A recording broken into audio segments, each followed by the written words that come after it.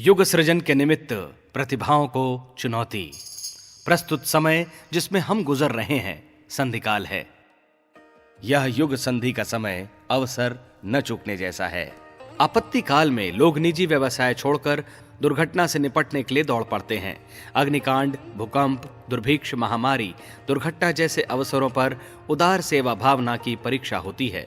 भावनाशील इस अवसर पर चूकते नहीं।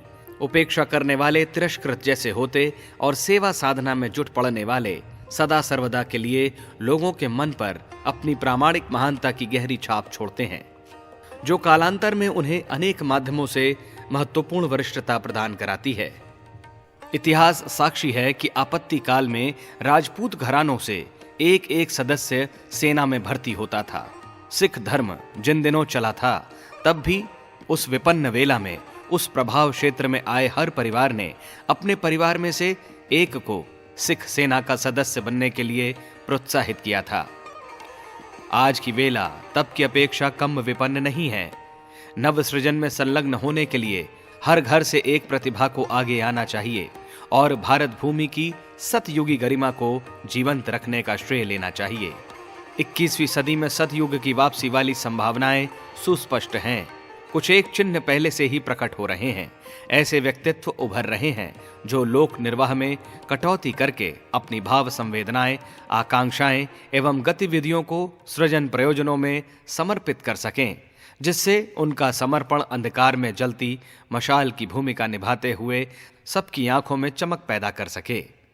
स्वर्ग मुक्ति, दिव्य दर्शन आदि के लिए प्रतीक्षा करनी पड़ सकती है और निराश भी रहना पड़ सकता है, पर सत प्रयोजनों के लिए प्रस्तुत किया गया आदर्शवादी साहस व्यक्तित्व को ऐसा प्रामाणिक, प्रखर एवं प्रतिभावान बनाता है जिसके उपार्जन को दैवी संपदा के रूप में आंका जा सके, जिस पर आज की भौतिक संपदाओं, सुविधाओं को निछावर किया जा सके।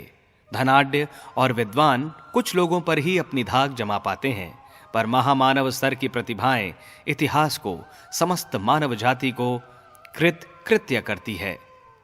प्रतिभाओं का प्रयोग जहां कहीं भी, जब कभी भी औचित्य की दिशा में हुआ है, वहां उन्हें हर प्रकार से सम्मानित, पुरस्कृत किया गया है। अच्छे नंबर लाने वाले छात्र पुरस्कार जीतते और छात्रवृत्ति के अधिकारी बनते हैं। सैनिकों में विशिष्टता प्रदर्शित करने वाले वीरता पदक पाते हैं। अधिकारियों की पदोन्नति होती है। लोकनायकों के अभिनंदन किए जाते हैं। संसार उन्हें महामानव का सम्मान देता है तथा भगवान उन्हें हनुमान, अर्जुन जैसा अपना सघन आत्मीय वर्ण करता है। युग सृजन बड़ा काम है। उसका संबंध किसी व्यक्ति, क्षेत्र, देश से नहीं, वरन विश्वव्यापी समस्त मानव जाति के चिंतन, चरित्र और व्यवहार में आमूल चूल परिवर्तन करने से है। पतनोन्मुख प्रवृत्तियां तो आंधी तूफान की तरह गति पकड़ लेती हैं, पर उन्हें रोकना और तदुपरांत उत्कृष्टता की दिशा में उछाल देना असाधारण दुस्साहस भरा प्रयत्न है। कैंसर के मरीज को रोग मुक्त करना और निरोग होने पर उसे पहलवान स्तर का समर्थ बनाना एक प्रकार से चमत्कारी कायाकल्प है। ऐसे उदाहरण सम्राट अशोक स्तर के अपवाद स्वरूप ही दीख पड़ते हैं, पर जब यही क्रिया सार्वभौम बनानी हो तो कितनी दुरूह होगी, इसका अनुमान वे ही लगा सकते हैं जिन्हें असंभव को संभव कर दिखाने का प्रण पूरा करना हो। जिन्हें करना कुछ न हो, उनकी समीक्षा तो बाल विनोद ही हो सकती है। दुस्साहस पर प्रतिभाएं उतरती हैं, विशेषतया जब वे सृजनात्मक हों। कटे हुए अंगों के घाव भरना, उनमें दूसरे प्रत्यारोपण जोड़कर पूर्व स्थिति में लाना मुश्किल सर्जरी का ही काम है। युग की समस्याओं को सुलझाने के लिए, अनौचित्य को निरस्त करने और सृजन का अभिनव उद्यान खड़ा करने के लिए ऐसे व्यक्तित्व चाहिए जो परावलंबन की हीनता से, स्वार्थपरता की संकीर्णता से ऊंचे उठकर अपने को परिष्कृत करने के साथ साथ वातावरण को संस्कार संपन्न बना सकने की उत्कंठा से अंतःकरण को भाव संवेदनाओं से ओतप्रोत कर सकें।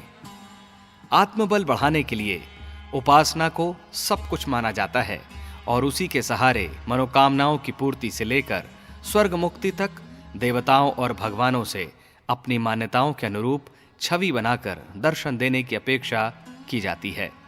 रिद्धि सिद्धियों की आशा भी कितने ही लोग लगाए रहते हैं और सफलता की कसौटी यह मानते हैं कि उन्हें चित्र विचित्र कौतुक कौतूहल दृष्टिगोचर होते हैं। चमत्कार देखने और चमत्कार दिखाने तक ही उनकी सफलता सीमित रहती है, पर बात वस्तुतः ऐसी है नहीं। यदि आत्मशक्ति जागी तो उसका दर्शन आदर्शवादी प्रतिभा में ही अनुभव होगा। उसी में ध्वंस से निपटने और सृजन को चरितार्थ कर दिखाने की सामर्थ्य होती है। यही दैवी वरदान है। इसी को सिद्ध पुरुषों का अनुदान भी कह सकते हैं। यथार्थ खोजों अन्वेषणों में भी यही तथ्य उभर कर आते हैं। भगवान शंकर ने परशुराम को काल कुठार थमाया था। उन्होंने पृथ्वी को 21 बार अनाचारियों से मुक्त कराया। सहस्त्र बाहु की अदम्य समझी जाने वाली शक्ति का दमन उसी के द्वारा संभव हुआ था। प्रजापति ने दधीचि की अस्थियां मांगकर इंद्र को वज्रोपम प्रतिभा प्रदान की थी, जिससे वृत्तासुर जैसे अजेय दानव से निपटा जा सका। अर्जुन को गांडीव देवताओं से मिला था। छत्रपति शिवाजी की भवानी तलवार देवी द्वारा प्रदान की गई बताई जाती है। वस्तुतः यह किन्हीं अस्त्र शस्त्रों का उल्लेख नहीं है, वरन उस समर्थता का उल्लेख है जो लाठियों या ढेलों से भी अनीति को परास्त कर सकती है। गांधी के सत्याग्रह में उसी स्तर के अनुयायियों की आवश्यकता पड़ी थी। रिद्धियों सिद्धियों द्वारा किसी को न तो बाजीगर बनाया जाता है और न कौतुक दिखाकर मनोरंजन किया जाता है। विश्वामित्र राम लक्ष्मण को यज्ञ के बहाने अपने आश्रम में ले गए थे। वहां उन्हें बला अतिबला विद्या प्रदान की थी। उनके सहारे वे शिव धनुष तोड़ने, सीता स्वयंवर जीतने, लंका की असुरता मिटाने और राम राज्य के रूप में सतयुग की वापसी संभव कर दिखाने में समर्थ हुए थे। विश्वामित्र ने ही अपने एक दूसरे शिष्य हरिश्चंद्र को ऐसा कीर्तिमान स्थापित करने का साहस प्रदान किया था, जिसके आधार पर वे तत्कालीन युग सृजन योजना को सफल बनाने में समर्थ हुए थे। साथ ही साथ हरिश्चंद्र के यश को भी उस स्तर तक पहुंचा सके थे जिसकी सुगंध पर मोहित होकर देवता भी आरती उतारने धरती पर आए। चाणक्य ने चंद्रगुप्त को कोई गढ़ा खजाना खोद कर नहीं थमाया था, वरन ऐसा संकल्प बल उपलब्ध कराया था जिसके सहारे आक्रमणकारियों का मुंह तोड़कर चक्रवर्ती कहला सके थे। समर्थ गुरु रामदास ने शिवाजी के हौसले इतने बुलंद किए थे कि वे अजेय समझे जाने वाले शासन को नाकों चने चबवाते रहे। छत्रसाल ने सिद्ध पुरुष प्राणनाथ महाप्रभु से ही वह प्राण दीक्षा प्राप्त की थी जिसके सहारे वह हर दृष्टि से राजशरी कहला सके। देवताओं ने सिद्धार्थ को राजकुमार न रहकर धर्म चक्र प्रवर्तन में संलग्न होने का परामर्श दिया था। सिद्ध पुरुष माने जाने वाले गोरखनाथ मत्स्येंद्रनाथ के तप वैभव के अधिकारी बने थे। रामानंद ने कबीर को स्वर्ण खान कहीं नहीं सौंपी थी, वरन वह प्रतिभा प्रदान की थी जिसके कारण कुलीनता और विद्वत्ता के अभाव में भी अपने समय के प्रचंड प्रवर्तक के रूप में प्रख्यात हुए। भगवान के भक्तों में सर्वोपयोगी नारद माने जाते हैं। उन्हें वह ललक मिली थी कि जन जन में भाव संवेदना का बीजारोपण करते हुए अनवरत रूप से संलग्न रह सकें। पवन ने अपने पुत्र हनुमान को वह वर्चस्व प्रदान किया था कि रामचरित्र में मेरुदंड जैसी भूमिका का निर्वाह कर सके। गांधी ने अपने प्रिय पात्र बिनोवा को महान प्रयोजनों के लिए मर मिटने की भाव संवेदना प्रदान की थी। उनके संपर्क में आने वाले अन्य लोगों ने भी जुझारू प्रतिभा पाई और अपने चरित्र तथा कर्तृत्व से जनमानस पर गहरी छाप छोड़ने में सफल हो सके। संत याघवेंद्र पुरी ने अपने शिष्य चैतन्य को जन जागरण के कर्म क्षेत्र में उतारा था। विरजानंद ने दयानंद को ऐसा ही पुरुषार्थ प्रकट करने के लिए उद्यत किया था।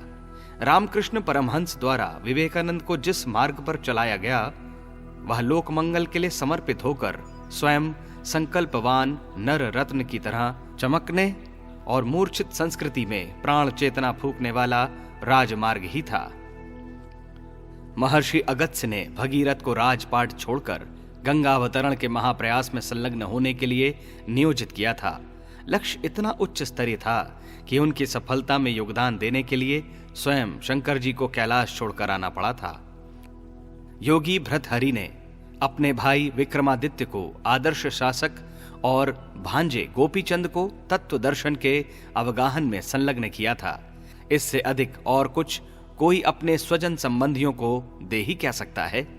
सम्राट अशोक ने जो प्रेरणा पाई थी उसी को अपनाने के लिए अपने सुपुत्र महेंद्र और पुत्री संघमित्रा को परिव्राजक के रूप में धर्म प्रचार के लिए समर्पित कर दिया था। स्वयं बुद्ध भी तो अपने पुत्र राहुल को इसी स्तर की दीक्षा दे चुके थे। बुद्ध परंपरा में आम्रपाली से लेकर कुमार जीव तक ऐसे अनेकों प्रतिभाशाली हुए जो भौतिक सुख भोगों से कोसों दूर रहकर धर्म प्रयोजनों में ही लगे रहते थे। मध्य पूर्व को भारतीय संस्कृति की छत्रछाया में लाने का श्रेय महाभाग कौंडिन्य को जाता है, जिन्होंने उच्च लक्ष्य की प्राप्ति के लिए जीवन भर प्रयास जारी रखा। उन पुराण ग्रंथियों की गली कूचों में भरमार है जिन्होंने वैभव बढ़ाने, सुविधा भोगने, दर्प दिखाने और औलाद के लिए भरे खजाने छोड़कर मरने जैसी सफलताएं अर्जित की। श्रम संभवतः उन्हें भी महापुरुषों से कम न करना पड़ा होगा, पर संकीर्ण स्वार्थपरता की परिधि से ऊंचे न उठने के कारण सुर दुर्लभ जीवन संपदा के व्यर्थ नियोजन पर पश्चाताप करते ही मरे होंगे। इसके विपरीत महर्षि कर्वे, हीरालाल शास्त्री, बाबा साहब आमटे, महामना मालवीय जी, भामा शाह, स्वामी श्रद्धानंद, अहिल्याबाई, सुभाष चंद्र बोस जैसी विभूतियों को प्रातः स्मरणीय समझा जाता है, जिन्होंने स्वयं तो रोटी कपड़े पर निर्वाह किया, पर अपने समूचे वर्चस्व को परमार्थ प्रयोजनों के लिए नियोजित कर दिया। विदेशी प्रतिभाओं में जापान के गांधी कागावा, बेडेन पावेल, रूस के मार्क्स, लेनिन आदि को संसार के इतिहास में जगमगाते हीरकों की तरह आंका जाता है। वस्तुतः प्रतिभाएं संसार के हर क्षेत्र में मौजूद हैं। धनाढ्यों, शासनाध्यक्षों, कलाकारों, व्यवसायियों, वैज्ञानिकों और मनीषियों को अपने अपने ढंग से काम करते हुए देखा जा सकता है। उन्हें जो भी उत्तरदायित्व मिला उसे उनकी प्रखरता और प्रचंडता ने आश्चर्यजनक सफलता के साथ संपन्न किया है। इन वर्गों को युग चेतना अछूता नहीं छोड़ेगी, उन्हें झकझोरने और समय के अनुरूप बदलने के लिए बाधित करेगी। अब तक वे भले ही स्वार्थपरता और प्रमाद को प्रोत्साहित करते रहे हों, पर आगे उन्हें अपनी क्षमता को मोड़ना, मरोड़ना और सृजन प्रयोजनों के लिए नियोजित करना ही होगा। तूफानों, भूकंपों, विस्फोटों, आंदोलनों का उद्गम कहीं भी क्यों न हो रहा हो, जब वे गति पकड़ते हैं तो व्यापक बनते चले जाते हैं।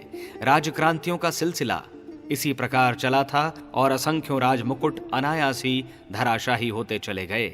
सृजन की भी अपनी लहर है। कभी सतयुग में ऐसा ही प्रभावोत्पादक मानसून उठा होगा।